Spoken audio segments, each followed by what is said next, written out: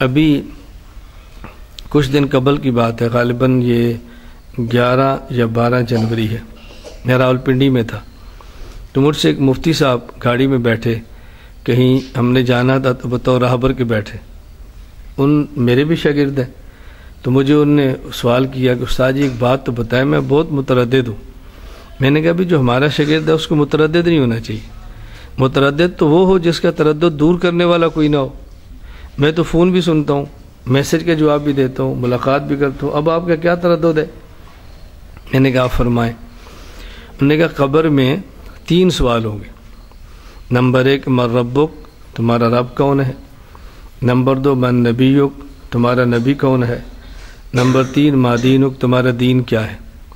تو جب استاد جی اللہ اور اللہ کے رسول کے بارے میں پوچھ لیا، اب دین پوچھنے کی کیا ضرورت ہے؟ ظاہر ہے جو اللہ کی شریعت ہے وہی دین ہوگی، جو نبی کی شریعت ہے وہی دین ہوگی، وہ دین نئی چیز تو نہیں ہے، تو ان 2 کے بعد تیسرے سوال کی ضرورت کیا ہے؟ میں نے ان سے کہا کہ شریعت میں 2 چیزیں ہیں، نمبر 1 شخصیات، نمبر 2 نظریات۔ من ربک اور من نبیک یہ سوال ہے شخصیات کے بارے میں، اور ما دینک یہ سوال ہے نظریات کے بارے میں۔ یہ سمجھانا مقصود ہے کہ شخصیات کو بھی ماننا ہے، نظریات کو بھی ماننا ہے۔ بعض لوگ شخصیات پہ ختم ہو جاتے ہیں، نظریات کی پرواہ نہیں کرتے، اور بعض نظریات میں اتنا آگے نکلتے ہیں کہ شخصیات پہ بھونکنا شروع کر دیتے ہیں۔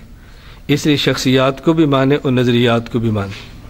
کہا جی اس کا جواب کس نے لکھا ہے؟ میں نے کہا جو آپ نے سوال کیا ہے یہ آپ سے پہلے کسی نے کیا ہے؟ مجھے کہتا ہے نہیں۔ تو میں نے کہا جب سوال کرنے والا نیا ہوگا تو جواب دینے والا بھی نیا ہوگا۔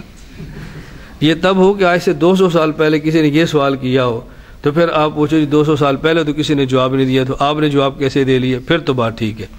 تو ہر دور میں سوال والے بھی پیدا ہوتے رہیں گے اور جواب والے بھی پیدا ہوتے رہیں گے، تو ان کی باتیں پہ لکھی جائیں گی، امت کے سامنے پیش ہوتی رہیں گی۔